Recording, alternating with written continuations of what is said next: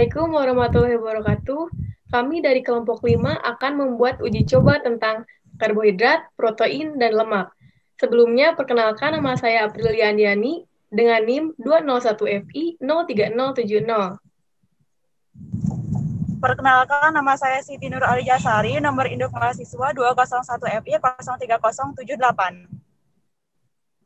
Perkenalkan, nama saya Adnan Khair dengan NIM 201FI 03050.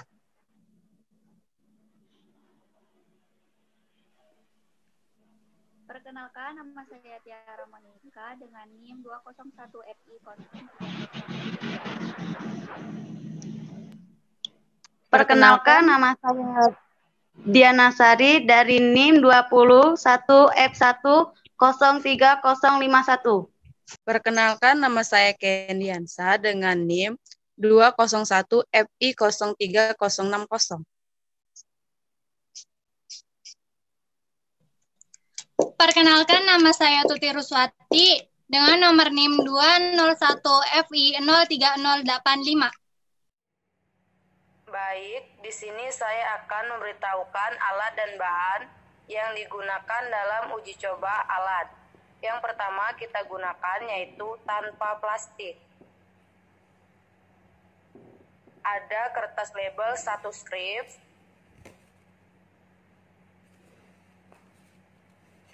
dan bahan makanan yang kita gunakan dalam uji coba ini adalah 1 iris pisang,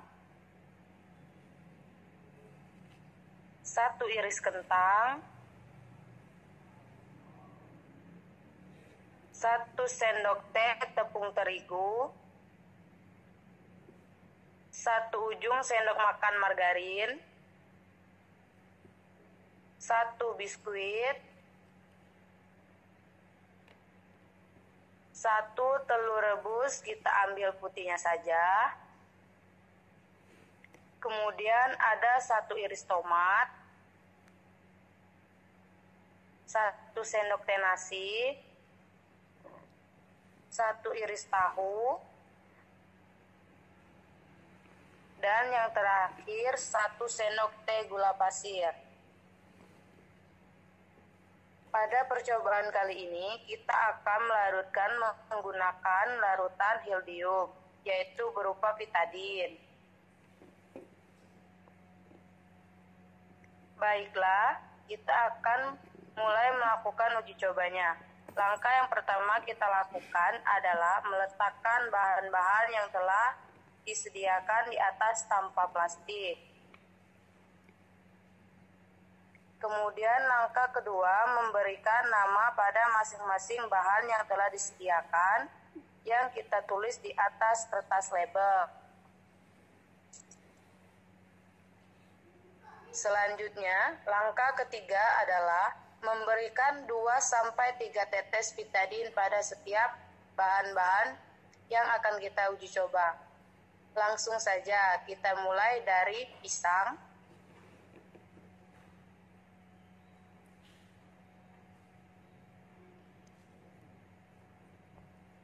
kemudian kentang,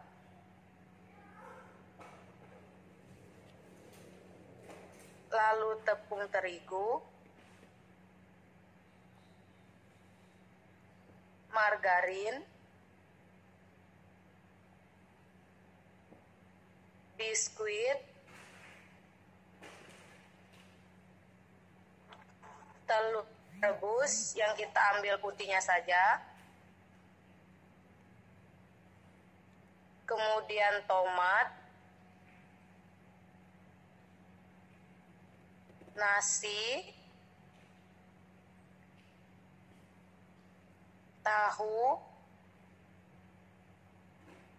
dan gula pasir.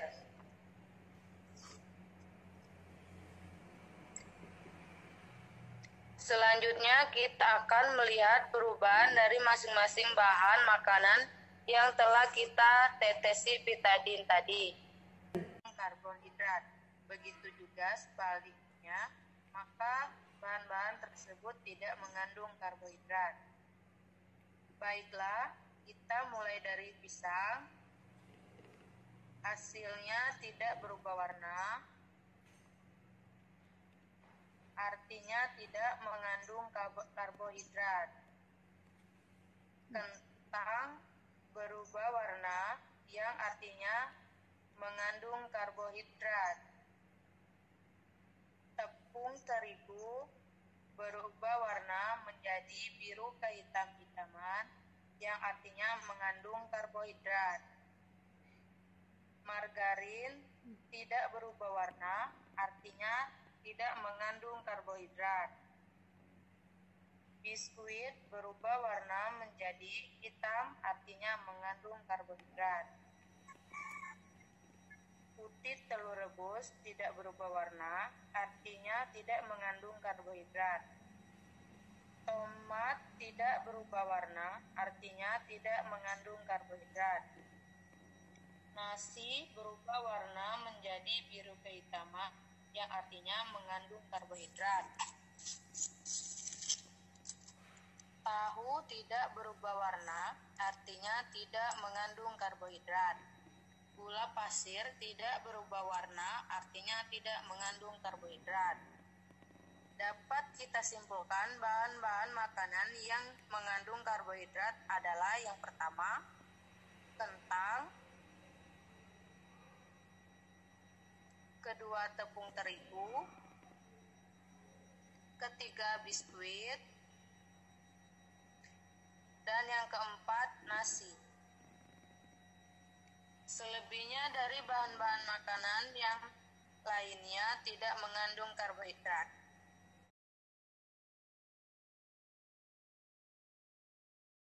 Selanjutnya, uji protein.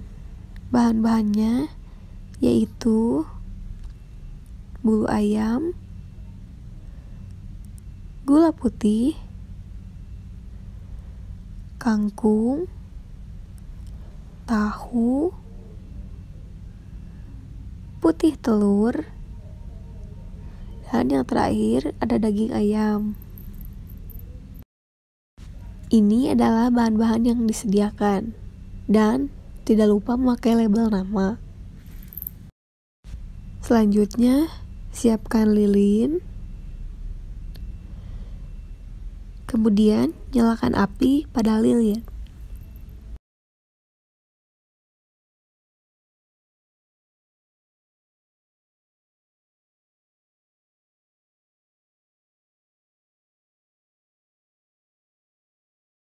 Selanjutnya uji coba yang pertama yaitu pada bulu ayam. Kemudian bakar bulu ayam.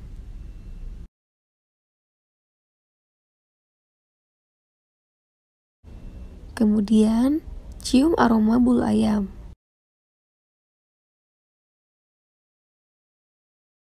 Aromanya sama seperti bulu ayam biasanya.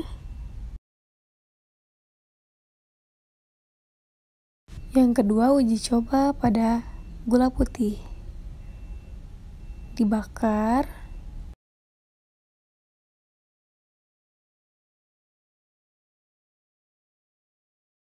Lalu cium aroma gula putih tersebut. Gula ini aromanya berbeda dengan bulu ayam yang sudah dibakar. Yang ketiga yaitu uji coba pada kangkung. Dibakar.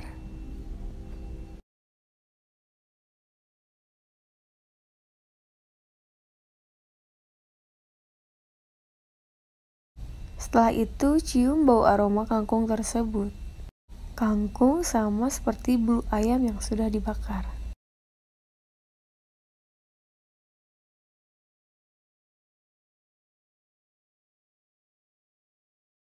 Selanjutnya kita uji coba pada tahu. Bakar.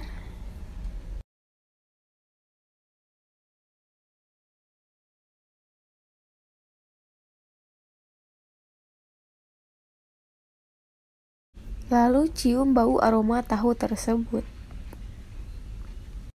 Aromanya sama seperti bulu ayam yang sudah dibakar. Selanjutnya uji coba pada putih telur yang sudah direbus.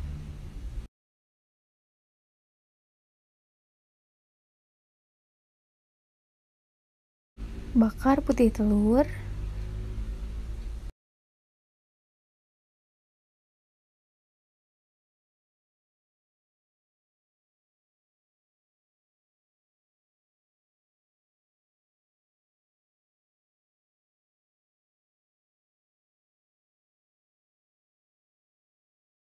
Selanjutnya, cium bau aroma putih telur tersebut.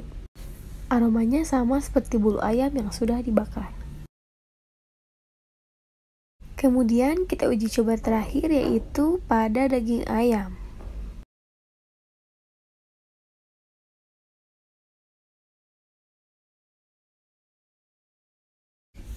Setelah itu, bakar daging ayam.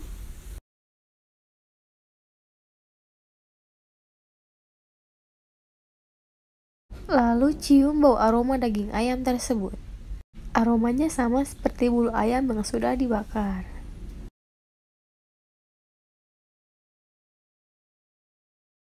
Jadi kesimpulannya itu,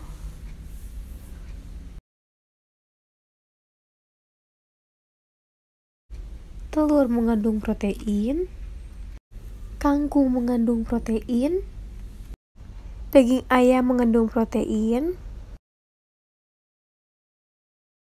sedangkan gula tidak mengandung protein, karena aromanya berbeda dengan bulu ayam. Selanjutnya uji coba protein yang kedua. Bahan-bahannya yaitu bulu ayam. Bulu ayam ini akan menjadi kontrol uji coba protein. Kemudian ada terigu,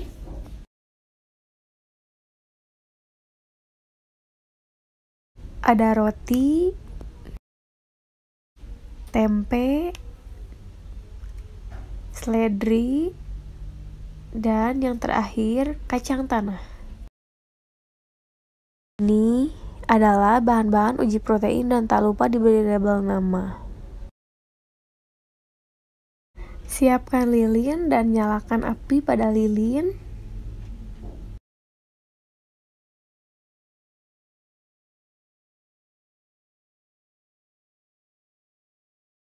Yang pertama, uji coba pada bulu ayam. Setelah itu, bakar bulu ayam.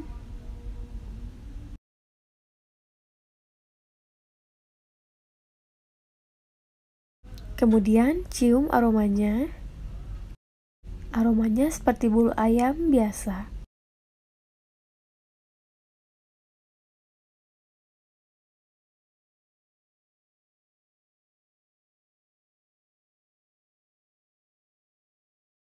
Kemudian uji coba kedua yaitu terigu. Selanjutnya bakar terigu.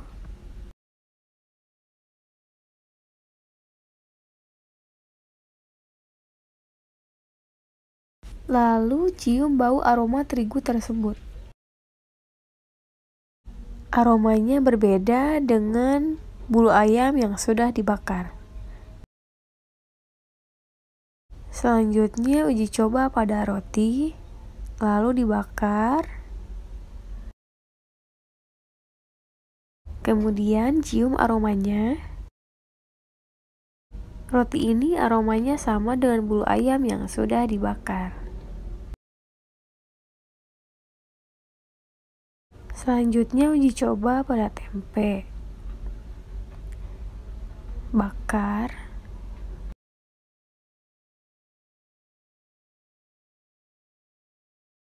Lalu cium aroma pada tempe. Aromanya sama seperti bulu ayam yang sudah dibakar. Selanjutnya uji coba pada seledri. Bakar seledri. Kemudian cium bau aroma seledri. Aromanya sama seperti bulu ayam yang sudah dibakar.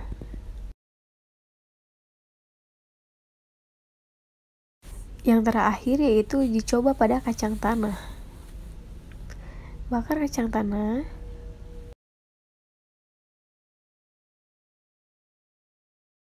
Kemudian cium bau aroma pada kacang tanah.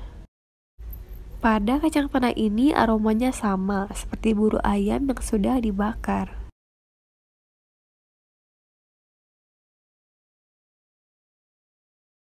Dari semua bahan ini yang mengandung protein adalah seledri, kacang tanah juga mengandung protein, Tempe mengandung protein. Roti mengandung protein. Terigu, karena terigu ini berbeda aromanya seperti bulu ayam yang sudah dibakar. Jadi, terigu tidak termasuk atau tidak mengandung protein. Kesimpulan dari hasil uji protein melalui pembakaran yang memiliki aroma yang sama seperti pada bulu ayam dengan sampel bahan yang pertama yaitu seledri, yang kedua roti, yang ketiga tempe, yang keempat daging ayam, yang kelima kacang tanah, yang keenam kangkung, yang ketujuh tahu, yang kedelapan yaitu putih telur yang sudah direbus.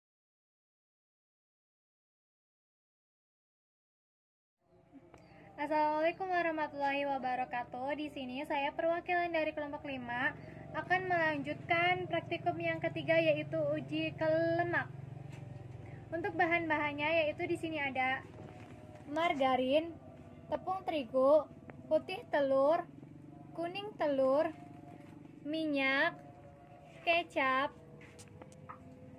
roti, tahu, larutan gula, nasi. Yang pertama kita ambil sedikit nasi.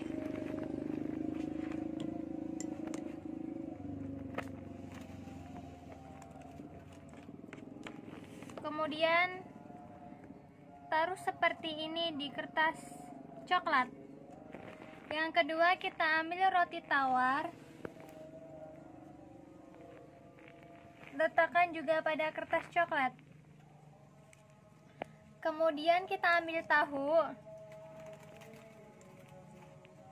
letakkan pada kertas coklat.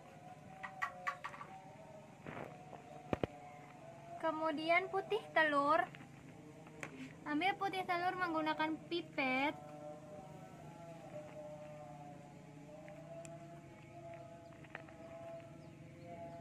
Kemudian ratakan di atas kertas coklat. Kemudian larutan gula,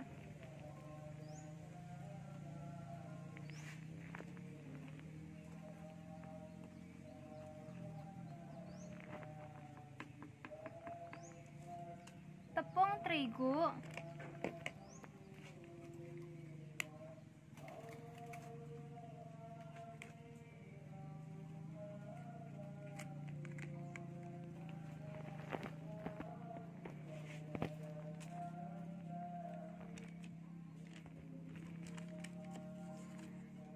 kemudian minyak goreng,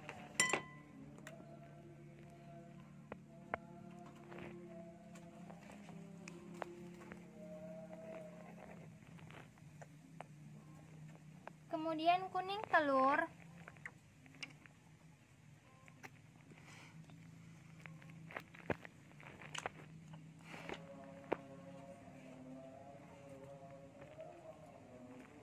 kemudian margarin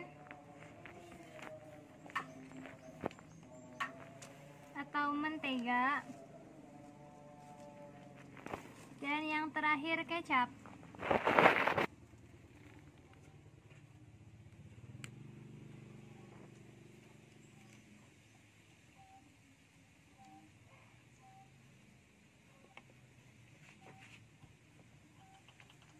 Untuk hasilnya yaitu yang pertama untuk nasi. Di sini nasi tidak mengandung lemak. Yang kedua putih telur.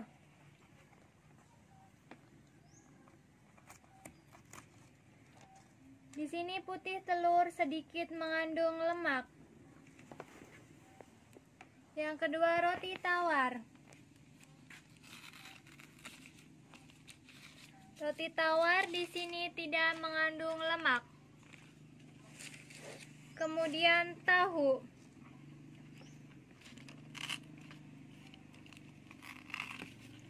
Tahu di sini tidak mengandung lemak.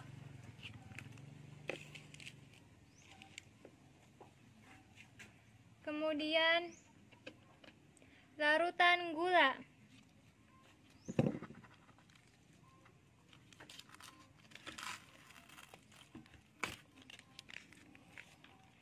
Larutan gula di sini tidak mengandung lemak.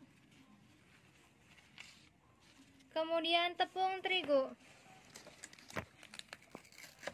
Tepung terigu di sini tidak mengandung lemak. Kemudian kuning telur. Kuning telur sedikit mengandung lemak. Kemudian minyak.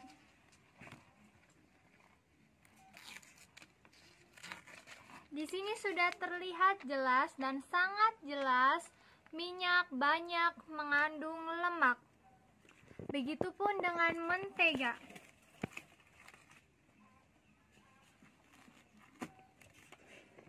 Mentega mengandung banyak lemak. Dan yang terakhir kecap. Kecap tidak mengandung lemak. Untuk kesimpulannya, yang tidak mengandung lemak yaitu nasi, roti tawar, tahu, larutan gula, kecap, dan tepung terigu. Dan untuk yang sedikit mengandung lemak yaitu putih telur dan kuning telur. Dan yang mengandung banyak lemak yaitu mentega dan minyak. Mungkin sedikit itu saja yang dapat kelompok kami sampaikan. Kurang dan lebihnya dari kelompok 5. Saya perwakilan dari kelompok 5 akan melanjutkan uji yang ketiga, yaitu uji larutan lemak. Yang pertama, buat bahan-bahannya di sini ada air, bensin, minyak kelapa sawit kemasan, sama minyak jelantah. Untuk cara kerjanya,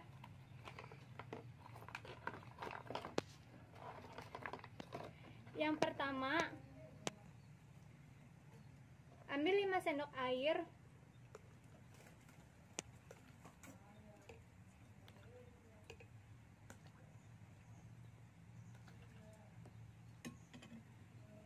Kemudian isi dengan tambahkan minyak kelapa sawit kemasan.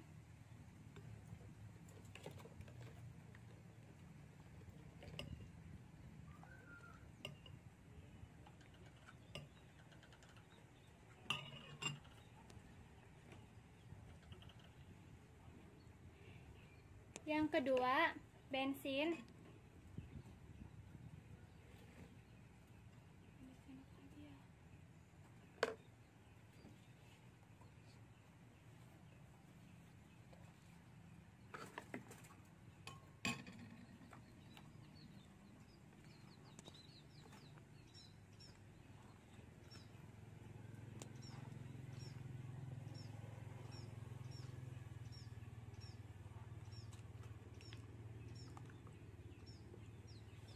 Tambahkan minyak kelapa sawit kemasan.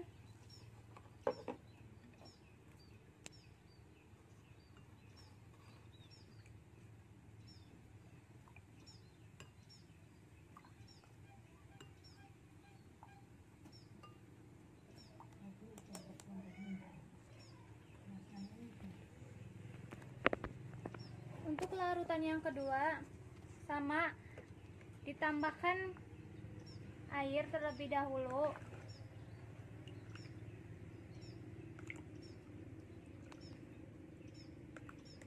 Kemudian minyak jelantah.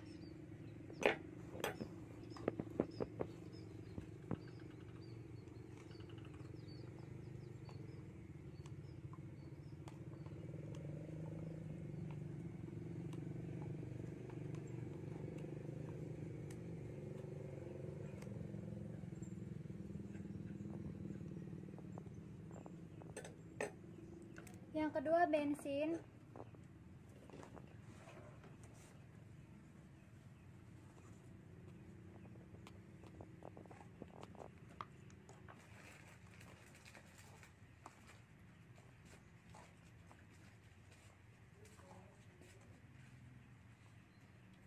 Tambahkan minyak jelantah.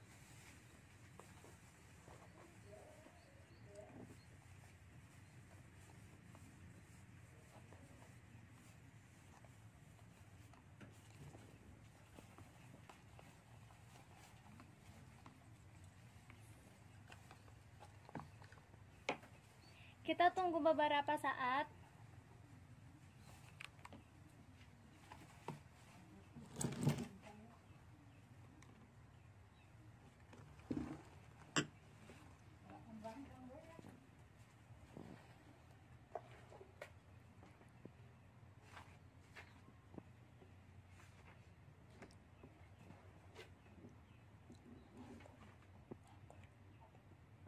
Jika sudah ada perubahan, untuk air yang dicampur dengan minyak kelapa sawit kemasan tidak menyatu karena minyak tetap berada di atas dan warna minyak semakin terang. Sedangkan bensin dicampur dengan minyak kelapa sawit kemasan, mereka tidak menyatu, minyak tetap berada di atas dan warna minyaknya terang.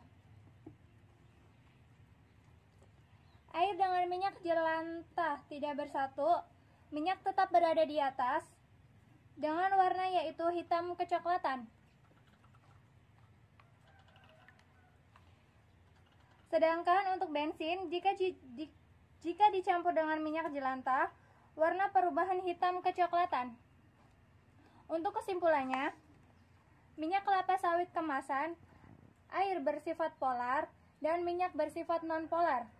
Begitupun sebaliknya, bensin bersifat non-polar dan minyak bersifat polar. Untuk minyak jelantah, air bersifat polar dan minyak bersifat non-polar. Dan untuk bensin bersifat non-polar dan minyak bersifat polar. Mungkin sekian yang dapat kelompok kami berikan, dan kurang lebihnya mohon maaf. Wassalamualaikum warahmatullahi wabarakatuh.